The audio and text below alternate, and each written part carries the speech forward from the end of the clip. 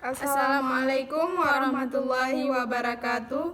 Kami dari kelompok teori psikoanalitik kontemporer Erik Erikson akan mempresentasikan hasil kerja kami. Dengan saya sendiri Ananda Nuri Syahada dengan NIM 2206200046. Dengan saya Istiqomah dengan NIM 22062660. Sebelum mengenal teori Bapak Erikson, alangkah baiknya kita mengenal beliau. Beliau adalah lahir pada tanggal 15 Juni 1902 di Frankfurt am Main, Jerman, dan meninggal pada tanggal 12 Mei 1994 di Rosewood Manor, Harwich, Massachusetts, Amerika. Dia memiliki 3 orang anak, ada Sue Erikson, Katie Erikson, dan John Erikson.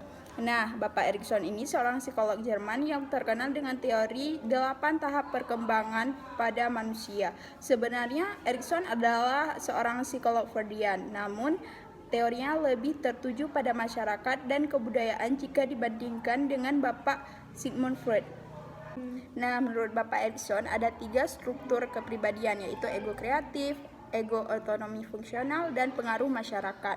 Nah, pada ego kreatif, ego kreatif bersifat tak sadar, mengorganisir dan mengsintesa pengalaman sekarang dengan pengalaman diri masa lalu, dengan diri masa yang akan datang. Dia menemukan 3 aspek ego yang saling berhubungan, yakni body ego, ego ideal, dan ego identity. Nah, apa sih ketiga ego tersebut? Body ego itu mengacu ke pengalaman orang dengan tubuh atau fisiknya. Nah, sedangkan ego ideal itu adalah gambaran dengan konsep diri yang sempurna atau yang kita inginkan. Sedangkan ego identity itu gambaran yang dimiliki individu terkait dengan diri yang melakukan peran sosial pada lingkungan tertentu. Nah, selanjutnya ada ego otonomi fungsional. Nah, ego otonomi fungsional adalah ego yang berfokus pada pengusulan ego terhadap realita. Contohnya yaitu hubungan ibu dan anak. Pengaruh yang ketiga ada pengaruh masyarakat atau aspek psikoseksual. Nah, di sini pengaruh masyarakat adalah bentuk bagian terbesar ego. Menurut Erikson, masyarakat itu sangat terpengaruh pada pembentukan kepribadian. Disitulah perbedaan antara kebudayaan di antara suatu tempat dengan tempat lainnya. Selanjutnya ada dinamika psikoanalitik kontemporer.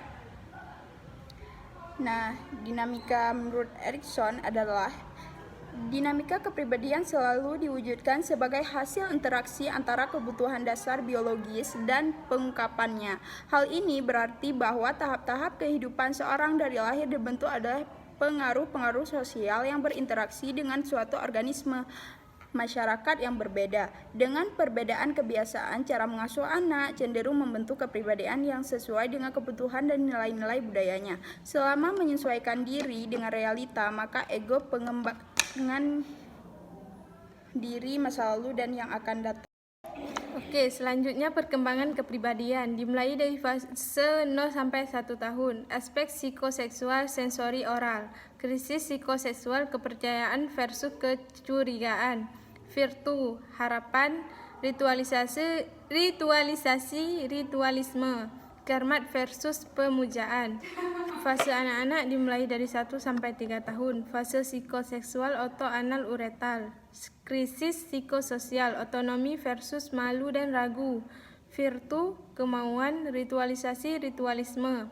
Bijaksana versus legalisme. Usia bermain dimulai dari umur 3 sampai 6 tahun. Aspek psikoseksual perkelaminan gerakan, konflik psikoseksual inisiatif versus perasaan berdosa. Virtu tujuan sengaja, ritualisme, dramatik versus impersonasi. Usia sekolah dimulai dari 6 sampai 12 tahun. Aspek psikoseksual terpendam atau laten. Krisis psikososial, ketekunan lawan dengan inferioritas, rasa rendah diri. Virtun, kompetensi. Ritualisme, formal versus formalisme.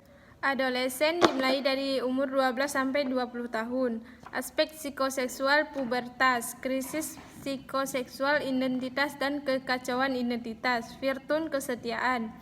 Ritualisasi ritualisme, ideologi lawan dengan totalisme.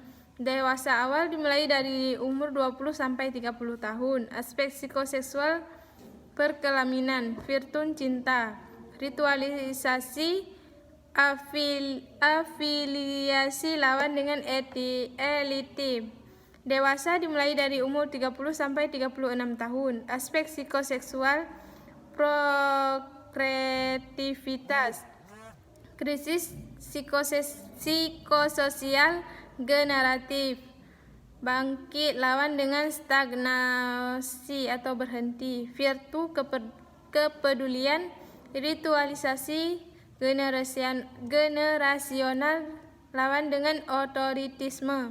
Usia tua dimulai dari usia tua lebih dari 65 tahun. Aspek psikososial generalisasi seksualitas.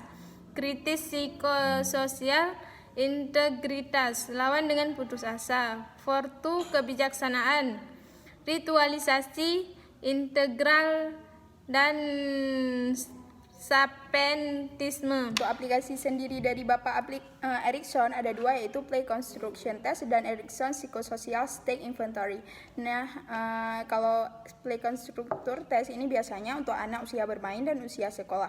Disinilah anak diminta untuk memerankan suatu peran yang dia disukai, misalnya ingin jadi penjahat, ingin jadi Ultraman. Nah, di situ anak mulai membayangkan dirinya untuk menjadi sosok yang dia idolakan atau kagumi. Nah, untuk Erikson Psychosocial State Inventory atau APDI, ini adalah kuesioner dengan 72 item mengungkapkan keberhasilan anak mengatasi 6 tahap dari bayi sampai dengan dewasa muda. Konflik psikososialnya, EPC mengukur tingkat kepercayaan, otonomi, inisiatif, ketekunan, identiti, dan intimidasi dalam skala 1 sampai 5. Sekian pemaparan dari kami. Lebih dan kurang kami mohon maaf. Assalamualaikum warahmatullahi wabarakatuh.